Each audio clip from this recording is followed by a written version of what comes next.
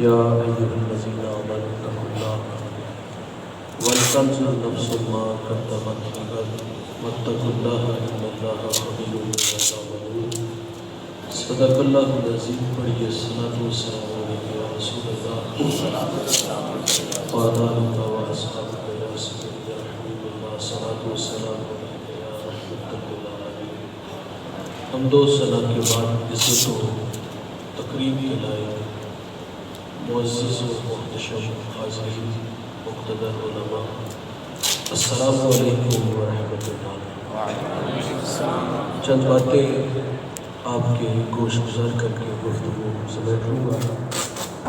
دعا ہے اللہ حق بیان کرنے کی توفیق عطا فرمائے، قابل عمل باتوں پر ہم سب کو عمل کر کے زندگی کی راہوں کو درست کرنے کی توفیق عطا فرمائے۔ لاؤڈ اسپیکر بالکل سنتا سا، مائک کی آواز ہے۔ ارشاد باری تعالیٰ ہے، اے ایمان والو تقویٰ اختیار کرو،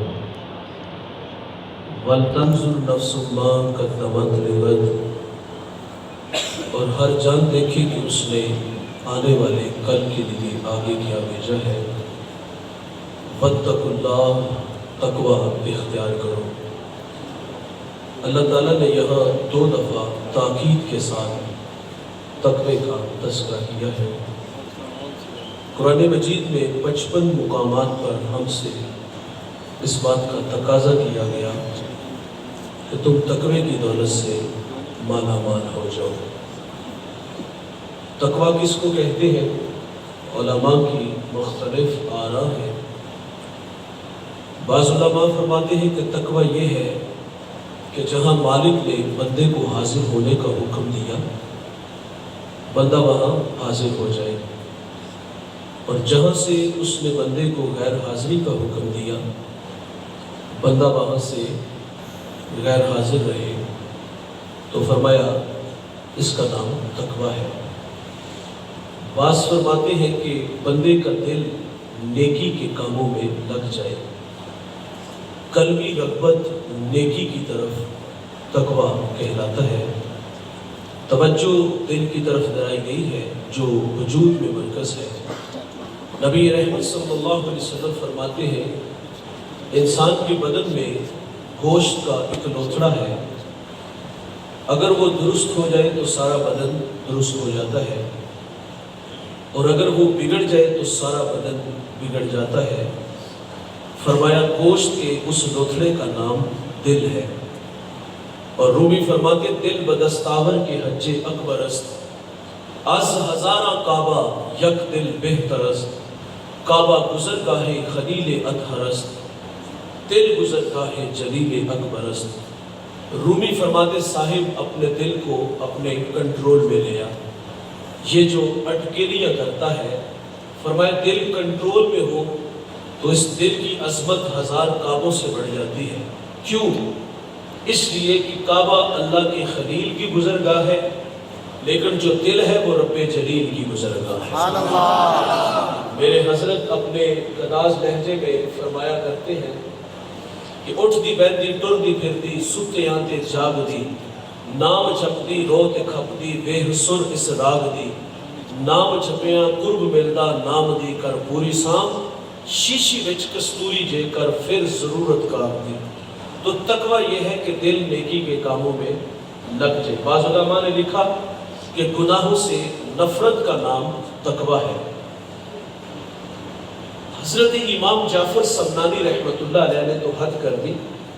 آپ فرماتے ہیں کہ تقویٰ یہ ہے کہ بندہ نیکی کرنے کے باوجود لمحہ لمحہ مالک سے ڈرتا رہے، پتہ نہیں اس نے میرے اس عمل کو قبول بھی کیا ہے کہ نہیں کیا۔ یہ ایسا فرماتے ہیں کہ پڑھ لے اتے مان کرینا تے نا آکھی میں پڑھیا، او جبار کہار سناوے متا روڑ تبے تجھ گڑیا۔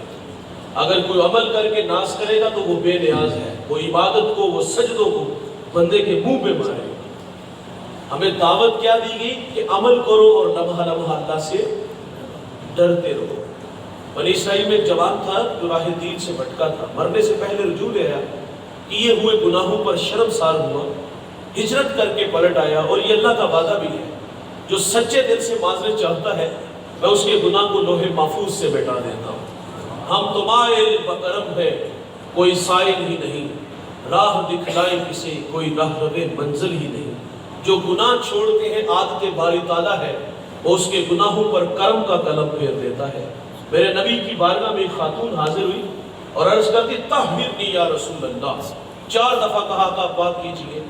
مجرمہ کا بہت بڑا گناہ تھا، شادی شدہ تھی، زنا کا ارتکاب ہوا، اس کے پیٹ میں بچہ تھا۔ فرمایا گناہ تو نے کیا ہے، سزا بھی تیرے لیے، اس بچے کا کوئی قصور نہیں۔ مہلت دی گئی، اس نے بچے کو 2 سال اس نے بچے کو جنم دیا، 2 سال دودھ پلایا، 2.5 سال بعد حضور کی خدمت میں حاضر ہوئی، اس کو سنسار کیا گیا، خود حضور نے جنازہ پڑھا۔ حضرت عمر نے عرض کیا آقا یہ بڑی بدکار عورت تھی، تو میرے نبی فرماتے عمر اس خاتون نے ایسی سچی توبہ کی ہے، اگر اس کی توبہ کا 10واں حصہ اہل مدینہ میں بانٹ دیا جائے تو اللہ تعالیٰ سب کی مغفرت فرما دے۔ اس کی عادت ہے معاف کرنے کی۔ بنی اسرائیل میں ایک بہت بڑا نام گزرا ہے اور کردار اس کا بھلا نہیں تھا، لیکن خدا نے انہیں کس عزتوں سے نوازا سنتے چلیے۔ اس کا نام کفل ہے، اور کفل کسی شریف آدمی کا نام نہیں، بہت بڑا بدماش ہے۔ اس کی بدماشی کیا تھی؟ وہ غریبوں کی بیٹیوں کو لوٹتا تھا۔ ایک دفعہ اس نے 60 دینار میں کسی مجبور بیٹی کو خریدا، خلوت میں اس کے پاس گیا، دیکھا تو وہ رو رہی تھی۔ کفل سمجھتا تھا میرے پہلو میں آنے والی ہر بیٹی بے غیرت ہوتی ہے، یہاں برستے آنسو دیکھے تو قدم رکے۔ سوال کیا کہ کیوں رو رہی ہو؟ اس نے کہا کفل شوق سے نہیں آئی، مجھے غربت تیرے تک کھینچ لائی ہے۔ یہاں رک کر کے ایک جملہ عرض کروں گا، جب مالدار لوگ، جب سرمایہ دار لوگ، جب وڈیرے لوگ غریبوں کا حق نہیں نہ دیتے تو پھر غریبوں کی بیٹیاں نیلام ہو جاتی ہیں۔ یہ ڈائمنڈ منڈیاں، یہ بازار حسن، یہ کوٹھے، یہ کنجریاں اس وقت بنتی ہیں جب ہم ان کا حق نہیں دیتے۔ بڑے فخر سے لوگوں کو بتا دیں بہت بڑے جگیردار ہیں، بہت بڑے زمیندار ہیں، تجوریاں خزانوں سے بھری ہوئی ہیں، ان کے منہ بھی کھولے ہیں، پیسہ پانی کی طرح بہاتے ہیں، اور معاشرے میں ہم دریا دل مشہور ہے، لیکن دولت کہاں لٹاتے؟ جہاں نفس کو حظ ملتا ہے۔ میرا تعلق ایک دیہات سے ہے، ہمارے دیہاتوں میں میلے ٹھیلے کا ماحول ہوتا ہے، کتوں کی لڑائی آئی تو 50,000 وہاں دیا، کرکٹ میچ آئے تو 1 لاکھ کا انعام وہاں دیا۔ جہاں نفس کو حظ ملا ہم نے دولت کا منہ وہاں کھولا۔ جہاں دولت لٹانے سے اللہ راضی ہوتا ہے، اس کی رحمتیں برستی ہیں، وہاں غفلت کی پٹی۔ وہ کیا کسی شاعر نے کہا تھا کہ دیکھا ہے میں نے شہر میں کوڑے کے ڈھیر پر 2 بچے لڑ رہے تھے فقط ایک بیر پر، فصلوں کو کاٹتے کچھ ٹوٹی چوڑیاں، کچھ بک گئی ہیں دوستوں گندم کے سیر پر، اور گندم امیر شہر کی ہوتی رہی خراب، بیٹی مگر غریب کی فاقوں سے مر گئی۔ اور محسن نقوی کہتا ہے محسن یہ غریب لوگ بھی تنکوں کا ڈھیر ہوا کرتے ہیں، کبھی پانی میں بہ گئے کبھی ملبے میں دب گئے۔ اور اللہ نے آپ کو دولت سے نوازا ہے تو کتوں کی لڑائی پہ کیوں لڑاتے ہو؟ تم کرکٹ میچ میں کیوں لڑاتے ہو؟ تمہاری دیوار کے متصل بیوہ کے بلکتے سسکتے تڑپتے بچے نظر نہ آئے؟ اگر دولت لٹانے کا شوق ہے تو مجبوروں پہ لٹاؤ، پھر دکھیوں پہ لٹاؤ۔ ہمارے گجرانوالہ کا واقعہ، دلہ چوک پہ ایک بوڑھا دن دہاڑے آٹے کا تھیلا اٹھاتا اور دوڑ لگاتا ہے، نہیں تھا 2 قدم چلا، لوگوں نے پکڑ کے خوب مارا، اور جب تھک کے مار کے سوال کرتے بوڑھے یہ جرت کیوں کی، تو اس بوڑھے کی آنکھوں میں آنسو تھے۔ وہ کہتا ہے 1 ہفتہ ہو گئے اس چوک میں آ کے کھڑا ہوتا ہوں مزدوری کے لیے، اور لوگ مجھے بوڑھا سمجھ کے چھوڑ کے چلے جاتے ہیں، اور آج چوری پہ آمادہ ہوا ہوں۔ اچھا وہ بوڑھا مر جاتا نا غربت کی زندگی تو اس محلے سے بڑے سخی نکل رہے تھے، جی کفن کا انتظام ہماری طرف سے۔ میں اس سخی سے پوچھتا ہوں جب وہ تیرے سامنے پیوند لگے کپڑے پہنتا تھا تجھے اس وقت نظر نہ آیا؟ کیونکہ ہماری دولت کا قد اتنا اونچا ہے کہ یہ ہمیں نظر ہی نہ آئے۔ آج مر گئے تو چٹا لباس لے آئے، پھر محلے سے اور لوگ بھی نکلتے جی کول 10واں 40ویں کی روٹی ہماری طرف سے۔ ناراض نہیں ہونا دوستو، اللہ یہ روٹیاں ہمارے منہوں پہ مارے گا۔ اور جب نوالے کو ترستے تھے تمہاری دیوار کے متصل یہ بلک کے بچے جب ماں کو رو کے کہتے ہیں ماں بھوک لگی ہے، اس وقت تمہیں ان کا شور نہ سنائی دیا گیا؟ آج کل 10ویں کی روٹیاں لے کے آگے، اور آپ جنازے میں دیکھتے جو سب سے آخر پہ ہوتا ہے نا، وہ بھی تھوڑ کر کے صفوں کو چیرتا ہوا لوگوں کے درمیان سے نکل کر کے چارپائی تک پہنچتا ہے اور 40 قدم چلتا ہے ساتھ، کیونکہ صغیرہ گناہ معاف ہوتے ہیں۔ اور ایک مقصد یہ بھی ہوتا ہے کہ اہل خانہ کو پتہ چلے کہ میں نے بھی سہارا دیا ہے، میں نے بھی کندھا دیا ہے، اور آج مر گئے تو دوسرے محلے سے آ کے کندھا دینے آگے، کاش کے زندہ کو سہارا دیتے۔ اللہ آپ کے صغیرہ نہیں، اللہ آپ کے کبیرہ گناہ معاف فرماتا ہے۔ اور زندوں کی قدر کرنا جانو، زندوں کو عزت دینا جانو۔ یہ کمالیہ کی بیٹی نوائے وقت میں اس کی خبر چھپی تھی آج سے 1 اشرا پہلے۔ بوڑھا باپ بیٹی کو تعلیم کی دولت سے راستہ کرتے، اب اس قابل تھی اس کا نکاح کیا ہے، ادھر سے بارات آ رہی ہے، بیٹی والے تیاریوں میں تھے، ہمسائیگی میں سے کسی نے شرارت کی کہ جس کے گھر میں آ رہے ہو وہ بیٹی کو چند جوڑوں کے سوا کچھ نہیں دے سکتا، بارات وہیں سے واپس چلی۔ بتاؤ اس بیٹی کے دل پہ جو چوکے اور زخم لگے تھے اس کا مداوع کس نے کرنا تھا؟ چاندی اتر آئی بیٹیوں کے بالوں میں، مفلس کو پھر امید ہے کہ بارات آئے گی، اور کتاب عزیز کا ایک اور باب بیت گیا، جہیز بن نہ سکا اور شباب بیت گیا۔ ہمیں معاشرے میں پھیلے ہوئے دکھ کیوں نہ نظر آئے؟ ہم نے کتوں کی لڑائی میں دولت اٹھا دی۔ کفل کے پہلو میں جو تڑپتی بیٹی تھی وہ بازاری نہیں تھی، وہ جسم فروش نہیں تھی، بلکہ اس کو بھوک اس کے قدموں تک لے آئی۔ جب اس نے کہا کفل تیرے تک بھوک لے آئی ہے، اس ایک جملے نے کفل کو تڑپا دیا، آنکھیں برسنے لگی، ہاتھ جوڑ کے کہتا ہے بہن معاف کر دے، تو جس عزت سے آئی ہے اسی عزت سے واپس گھر چلی جا، اور میرے لیے دعا کر کہ میں بڑا ہی کتا انسان ہوں، اللہ مجھے معاف کر دے۔ وہ بیٹی گھر چلی گئی، ادھر تقدیر کا قلم چل گیا، اسی رات کفل کو موت آ گئی۔ صبح ہوئی تو زمانے نے کفل کی دیوار پہ یہ لکھا ہوا پڑا تھا کہ اللہ نے کفل کو معاف کر دیا، اس کی عادت ہے معاف کرنے کی، وہ معاف کر کے راضی ہوتا ہے۔ علامہ سعدی لکھتے ہیں شارح مسلم، ایک بوڑھا ہر سال حج کے لیے جاتا تھا، ایک دفعہ کسی جوان کو ساتھ جانے کا اتفاق ہوا، اللہ کے گھر میں پہنچے، بوڑھے نے لبیک کہا، عاطف سی آواز آئی لا لبیک، کوئی حج نہیں بوڑھے تیرا۔ جوان چونک سا گیا، کہا بابا جی آواز بھی سنی؟ کہا بیٹے یہ آواز میں 70 سال سے سن رہا ہوں۔ جوان کہتا ہے بابا پھر بھی آتے ہو؟ اب کلیجہ پھٹنے لگا، رو کے کہا بتا بیٹے اس در کے علاوہ کوئی در ہے جہاں جا کے میں دامن پھیلاؤں؟ بس اتنا کہنا تھا کہ رحمت خدا بندی جوش میں آئی۔ عاطف سی آواز آتی ہے کہ جا بوڑھے ہم نے تیرے 70 کے 70 حج قبول فرمائے۔ اس کی عادت ہے معاف کرنے کی۔ تو میں بنی اسرائیل کے اس گناہگار کا تذکرہ چھیڑ کے بیٹھا ہوں کہ جس کا دامن گناہوں سے لتھڑا تھا، لیکن مرنے سے پہلے آ گیا، اللہ سے معذرت چاہی، لیکن دل میں شوق پیدا ہوا کہ میں چند دن کسی نیک بندے کے قدموں میں گزارا، کیونکہ چنگیاں دے لڑ لگیاں میری چولی کھول پہ، مندیاں دے لڑ لگیاں میرے اگلے وڈو لگے۔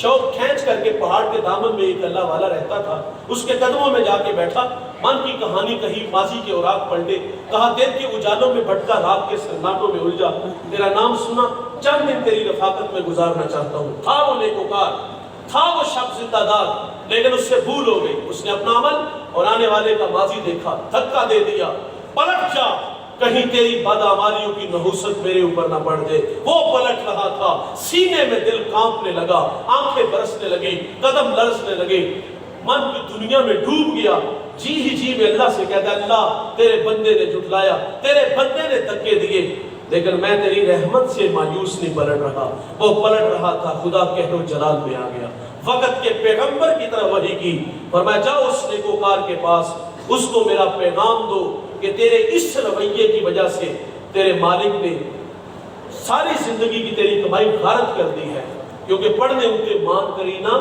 تے نہ آنکھی میں پڑھیا، او جبار کا ہار صداوے متا روڑ دبے تو دکڑیا۔ فرمایا اسے بھی ڈھونڈو جو شکستہ دل لے کے جا رہا ہے، اس کو میرا پیغام دو کہ تیرے حسن اعتقاد کی وجہ سے تیرے مالک نے تجھ سے درگزر فرمایا ہے۔ تقوی جوانوں کیا ہے؟ عمل کرو اور لمحہ لمحہ اللہ سے ڈرتے رہو۔ آئیے میں آپ کو متقین کی تذکرے سناتا چلوں۔ بہت بڑے قداور لوگ ہیں، پہلے ان کا عمل اور پھر ان کا تقوی دیکھیے۔ ہمارے تو پلے کچھ نہیں، ہم تو 5 نمازیں پڑھیں تو لوگوں کو بے نمازی کے تانے دیتے ہیں، ہم چند کرے راہ خدا میں خیرات کریں لوگوں کو کنجوس بولتے ہیں، چگلی غیبت حسد کینہ کی آگ لگی ہوئی ہے۔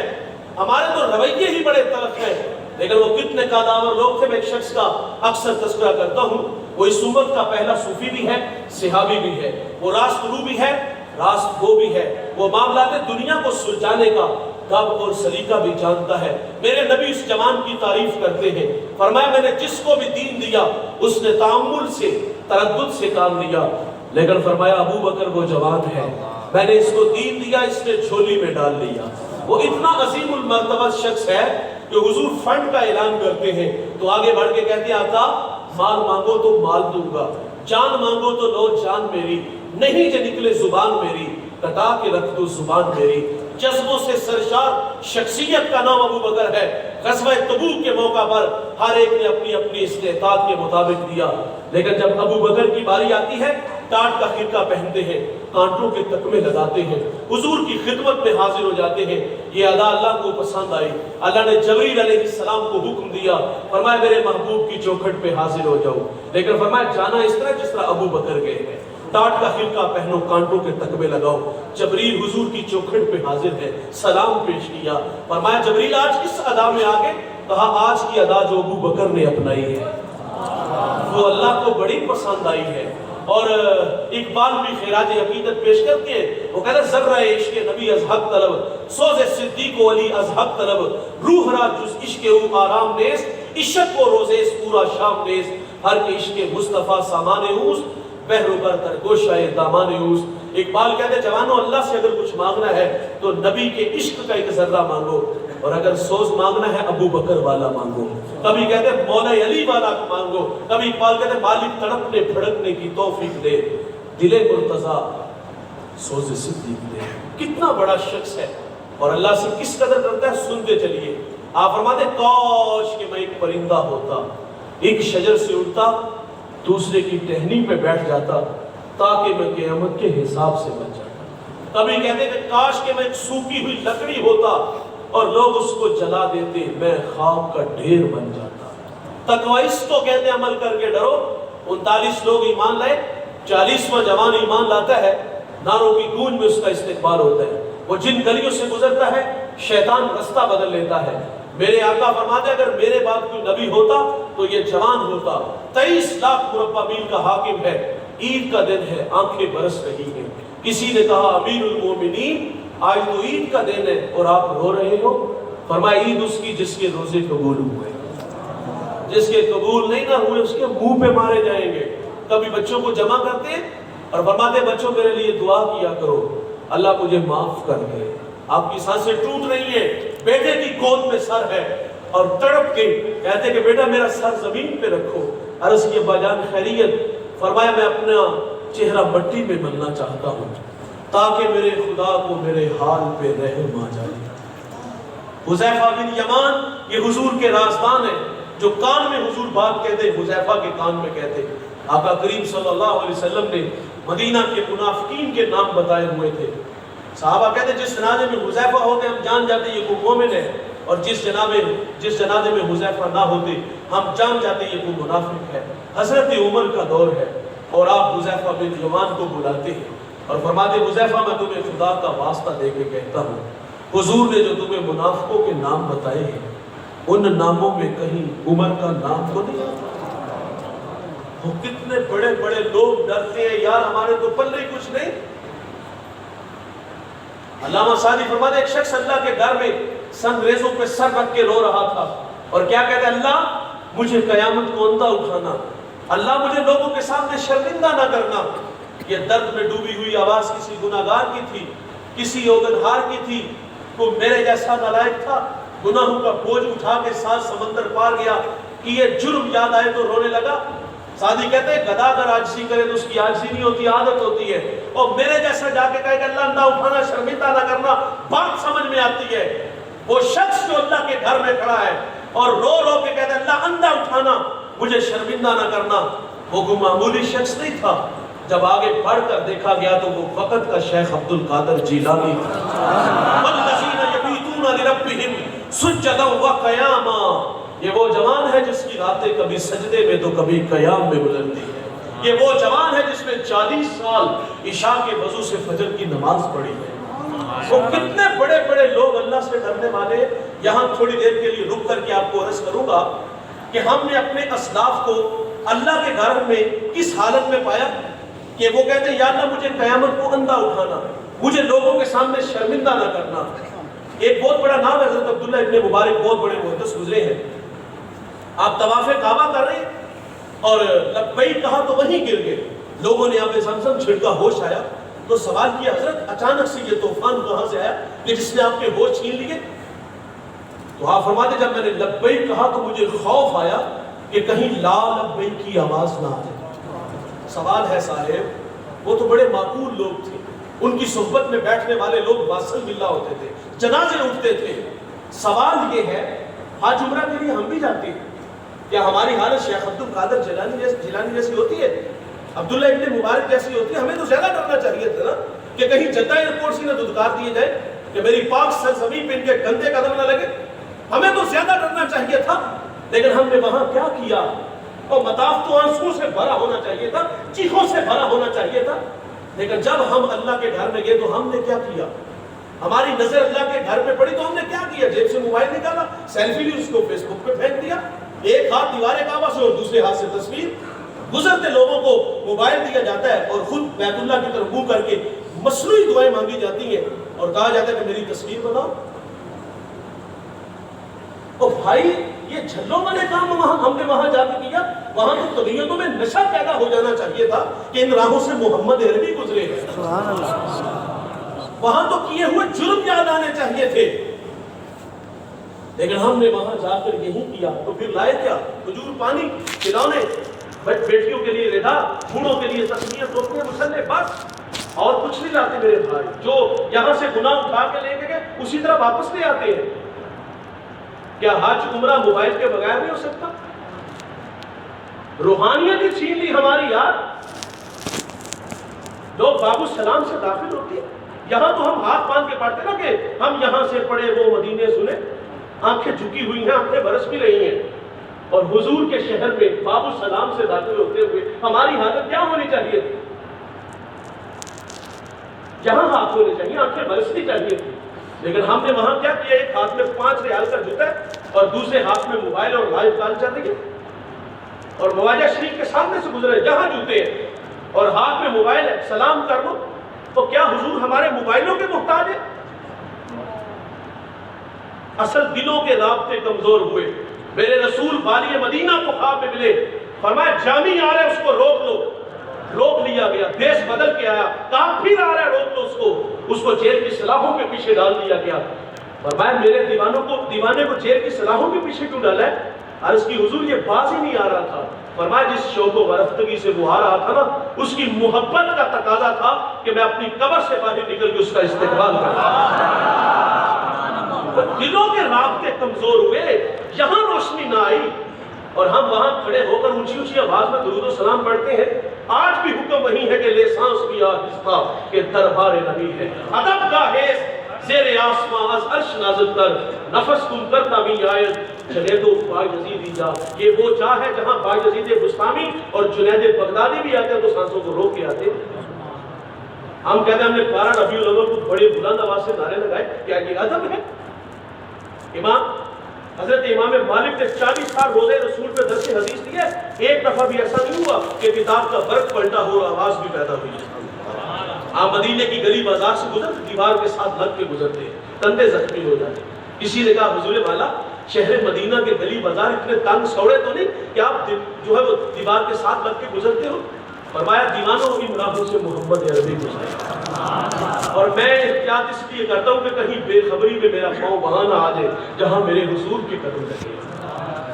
قضائے حاجت کے لیے جاتے آہستہ قدم اٹھاتے، پلٹتے ہیں دوڑ کے آتے۔ کہا یہ ادا کیسی ہے؟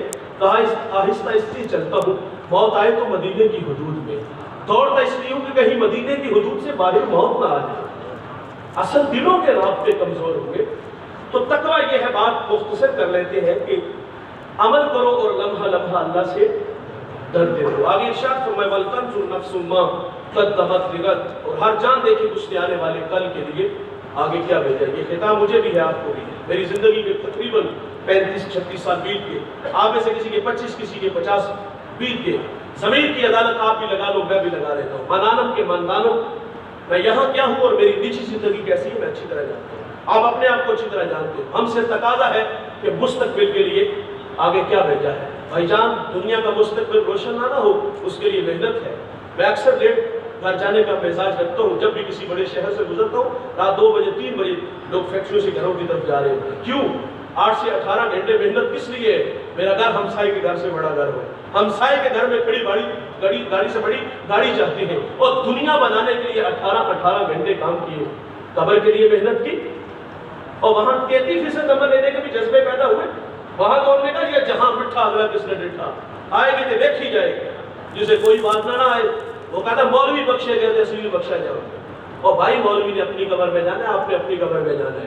سادی کہتے ہیں نصیحت دیوار پہ لکھی ہو نا، بات اچھی ہو قبول کرو، وہ نہیں مانتے تو نہ مانے۔ اندھے کے ہاتھ میں چراغ ہو، چراغ کا کام راستہ دکھانا، روشنی دینا ہے، وہ استفادہ نہیں کرتا نہ کر۔ مولوی نے اپنی قبر میں جانا ہے، آپ نے اپنی قبر میں جانا ہے۔ ہم نے کبھی مولوی کو کبھی پیر کو سامنے لا کے کھڑا کر دیا؟ دوستان عزیز، آخرت کے معاملے بڑے ڈاڑے ہیں، وہاں اعمال کا لشکر لے کے جاؤ گے تو وہ قبر جنت کا باغ بنے گا، اور اگر ان ناتواں کندھوں پہ گناہوں کا بوجھ لے کے اترو گے تو وہ جنت کا باغ نہیں جہنم کا گڑھا ہے۔ القبر بیت الدیان، وہ کیڑوں کا گھر ہے۔ میرے نبی فرماتے ہیں کہ کوہ ابو قبیس کی چھاتی کو ڈنگ مارے، اتنا زہریلا ہے کہ کوہ ابو قبیس اپنے وجود کو برقرار نہیں رکھ پائے گا۔ مسلط کس پہ ہوگا؟ جس کا دامن عمل سے خالی ہوگا، کیونکہ عمل سے بنتی ہے زندگی، جنت بھی جہنم بھی۔ میرے نبی صلی اللہ علیہ وسلم فرماتے ہیں ایک شخص زندگی موت سے لڑ رہا تھا، اس نے اپنے 3 دوستوں کو بلایا اور بلا کر کے کہتا ہے میں مشکل میں ہوں، میری مدد کرو۔ پہلے دوست نے سرے سے انکار کیا، معذرت میں تیرے لیے کچھ بھی نہیں کر سکتا۔ وہ کہتے ہیں کہ تمام عمر سہاروں کی آس رہتی ہے، تمام عمر سہارے فریب دیتے ہیں۔ پہلے نے قبر توڑ دی، دوسرے سے کہا بتا تو کیا کر سکتا ہے؟ اس نے کہا سانسیں ٹوٹے گی، بازار سے سفید کپڑا لاؤں گا، تجھے غسل دوں گا۔ ہم جب اپنے مردے کو نہلاتے ہیں اس میں بیری کے پتے بھی ڈالتے ہیں تاکہ صفائی ستھرائی ہو سکے۔ کہا پھر چٹا لباس تیرے زیب تن کروں گا، رک کر کے جملہ رس کروں گا، مرنے والا امیر ہے یا غریب، غنی ہے یا محتاج، شہنشاہ ہے یا گداگر۔ مرنے والے کو جو آخری لباس دیا جاتا ہے اس کی کوئی جیب نہیں ہوتی۔ ہمارا جب عزیز دنیا سے جاتا ہے ہم چاندی کا چھلا بھی اتارتے ہیں، اس کی جیب سے پیسے بھی نکالتے ہیں۔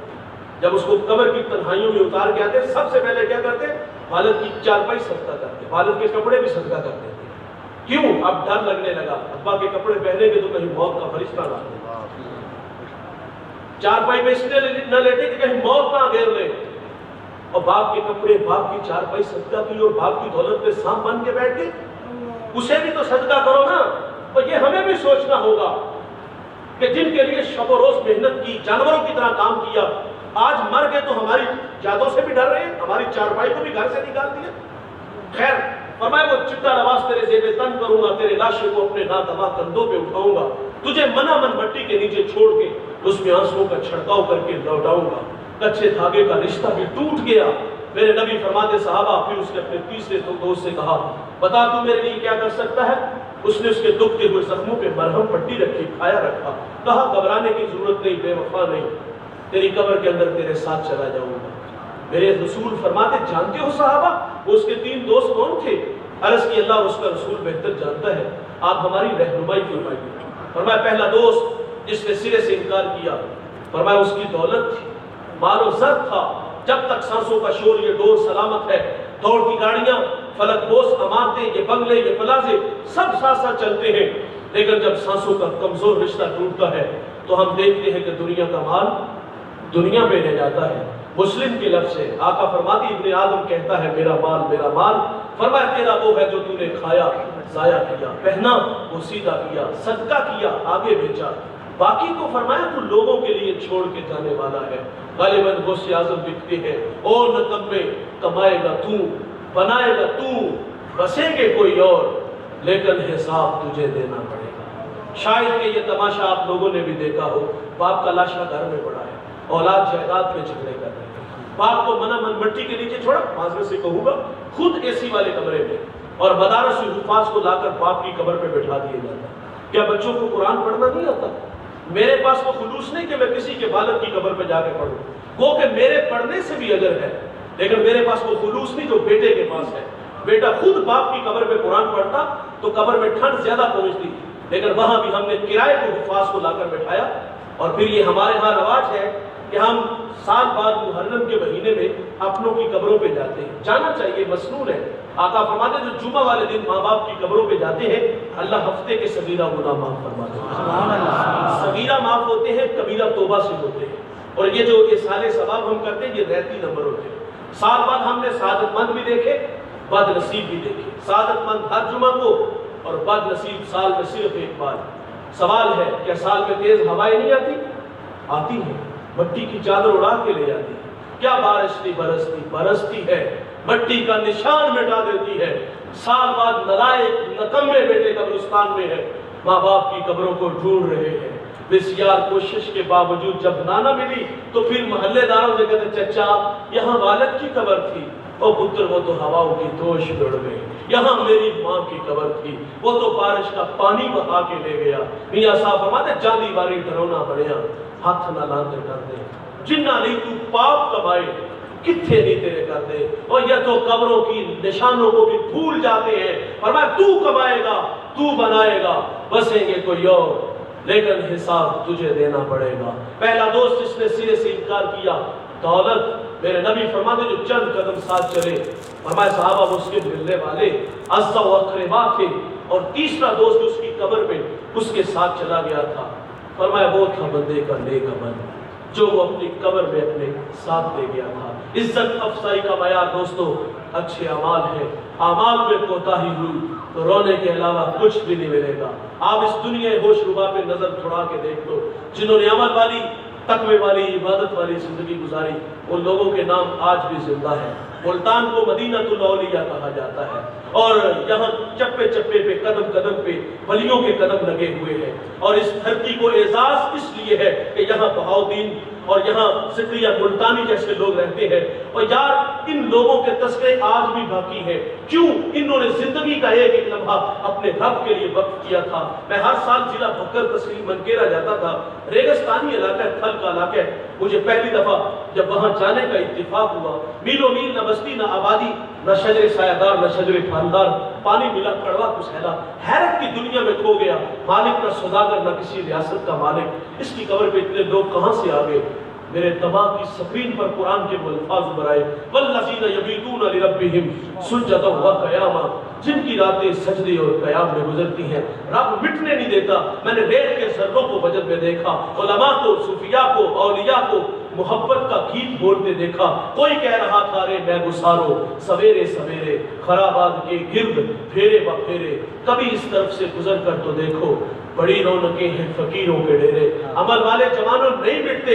افغانستان سے ایک جوان اٹھا اور لاہور ڈیرا ڈالتا ہے، 974 سال سے زیادہ کا طویل زمانہ بیت گیا۔ اس کی قبر پہ چلے جاؤ، دن کا اجالا یا رات کا سناٹا، کڑک کی دھوپ یا برستے بادل، میں بھی جاتا ہوں، آپ بھی جاتے ہیں، وہاں اس شاخ کا میلہ ہے، کوئی سورہ یاسین کوئی سورہ رحمان پڑھ رہا ہے، سب کو لے دیتا ہے، ہمارا ایمان ہے، لیکن اہل اللہ کے مزارات پر اللہ کی رحمتوں کو اترنے کی عادت ہوتی ہے۔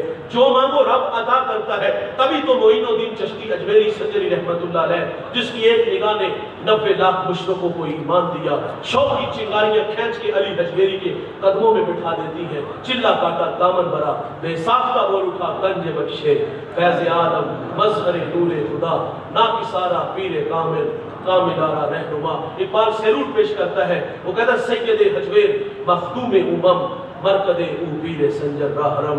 عمل والا ہے، آج تک باقی ہے۔ عبرت کی آنکھ ہو تو تماشا دیکھیے گا ان لوگوں کا جن کے نام کا کبھی طوطی بولتا تھا۔ راوی کا دوسرا کنارہ، ایک بہت بڑا نام گزرا ہے، اشار ابرو سے ہندوستان کی کبھی تقدیر بدلتی تھی، گردنیں کٹتی تھی۔ نام دو کہ ان کے آج بھی ہیں، لیکن تاریخ کے اوراق میں گرد حدود ہیں، مقبرے ان کے آج بھی ہیں، لیکن وہ کھنڈرات میں تبدیل ہو گئے۔ کبھی نام تھا، کبھی حوالہ تھا۔ میں وہاں گیا ہوں عبرت کے لیے، میں نے وہاں جوتوں سمیت قبروں پہ چڑھتے دیکھا، تاش کی ٹولیاں دیکھی، کتوں کو پیشاب کرتے دیکھا۔ سمت آباد کے اندر زیب النساء انہی کی بیٹی ہے، اس کی قبر کے کتبے پر آج بھی حسرت و برا شعر لکھا ہے۔ وہ کہتی ہے پر مزار ماں غریباں، نہ چراغے نہ بلے، نہ پرے پروانہ سوزت، نہ صدائے بلبلے۔ وہ کہتی ہے ہمارے غریبوں کی قبروں پہ کون آئے گا؟ نہ کوئی چراغ جلائے گا، نہ کوئی پتیاں ڈالنے آئے گا، نہ بلبل یہاں آ کے گیت گائے گی۔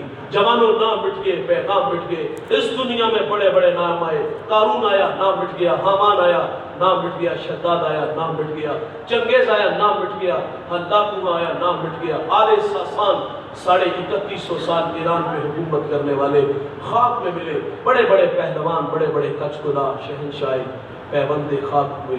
وہ کیا کسی نے خوب کہا تھا کہ قضا کچل کا لوٹے ہے، دن رات بچا کر نکارا، کیا بدیا ویسا بیل شتر، کیا گھی چاول موم مٹر، ارے کیا آگ دھواں اور انگارا، سب ٹھاٹ پڑا رہ جائے گا جب لا چلے گا بنجارا۔ ملے خاک میں اہل شاہ کیسے کیسے، مٹے نامیوں کے نشاں کیسے کیسے، زمین کھا گئی آسماں کیسے کیسے، جگہ جی لگانے کی دنیا نہیں ہے، یہ عبرت کی جا ہے تماشا نہیں ہے، یہی تجھ کو دل ہے رہوں سب سے اعلیٰ، وہ زینت میرا دی وہ فیشن نرالا، جیا کرتا ہے کیا یوں ہی مرنے والا، ارے تجھے حسن ظاہر نے دھوکے میں ڈالا، تجھے پہلے بچپن نے برسوں کھلایا، جوانی نے پھر تجھ کو مجنوں بنایا، بڑھاپے نے پھر آ کے کیا کیا ستایا، اجل کر دے گی پھر تیرا صفایا، میرے حضرت فرما دی یہ دنیا کوڑ کباڑا ہے، سب ٹھونک بجا کر دیکھ لیا، ایک سچا ہے در سائیں کا اس در پر آ کر دیکھ لیا، یہاں دردی نہیں سب غرضی ہے، الفت کے رشتے فرضی ہیں، سچ کہتا ہوں کچھ جھوٹ نہیں، آواز لگا کر دیکھ لیا، بھائی جان یہ 4 دن کی چاندنی ہے پھر اندھیری رات ہوگی، قبل اسی کے وہ وقت میرے اوراق پہ آئے اور ہمارے پاس کوئی حجت باقی نہ رہے، آئیے ہم ان راہوں کے راہی بنے جن راہوں پہ اللہ رسول کی رضا بچی ہے، برف کے بلاب کی طرح قطرہ قطرہ کر کے ہماری سانسیں بھی ٹوٹ رہی ہیں، میں اور آپ موت کے قریب ہو رہے ہیں، جوانوں 100 سال بھی جیو گے تو بالآخر مرو گے، کیونکہ موت سے کسی کو بھی رستگاری نہیں، گنتی الٹی شروع ہو چکی ہے، نتیجہ 0 پہ جلدی آنے والا ہے، اور صاحب ہمیں تو ایک سانس کا بھی نہیں پتا، جو سانس نیچے گیا اوپر آئے کہ نہ آئے، اوپر والا نیچے جائے کہ نہ جائے۔ آپ نے کئی بار دیکھا دوست سے وعدہ کر کے جاتے ہیں اور کہتے کہ 1 گھنٹے بعد ملتے ہیں، اور ٹھیک آدھے گھنٹے بعد اسی محلے کی جامع مسجد سے اس کے مرنے کی خبر ملتی ہے، کانوں کا دھوکہ لگا کے اتنا بھی بے وفا نہیں کہ ابھی دنیا چھوڑ گیا، بیڑے تک پہنچا تو وہاں صف ماتم بچھا ہوا تھا، وہ وقت آنے والا ہے، ہم نہیں ہوں گے، چند دن یادوں کے چراغ ہوں گے، پھر بلا دیے جائیں گے، لیکن عمل کی راہیں اگر ہمارے ساتھ ہے تو پھر دنیا میں بھی عزت ہے، اور داور معاشر جو قیامت کا منصب ہے اس کے سامنے جائیں گے تو سر پر عزت کی دستار ہوگی۔ دعا ہے اللہ تعالیٰ ہمیں عمل کے جذبوں سے مالا مال فرمائے۔ میں شکر گزار ہوں اپنے عزیزم بھائی محمد ہمایوں مصطفی صاحب کا، جنہوں نے ماشاءاللہ شب و روز کی محنت سے اتنے لوگوں کو جمع کیا، آج اس کو دعوت دی، اللہ تعالیٰ ان کے جذبوں کو سلامت رکھے، قدم قدم پر انہیں حسنات عطا فرمائے، مصطفی دیگر جو ہمارے کام کر رہے ہیں، اللہ سب کو جزائے خیر عطا فرمائے، جو کہا سنا اللہ ہم سے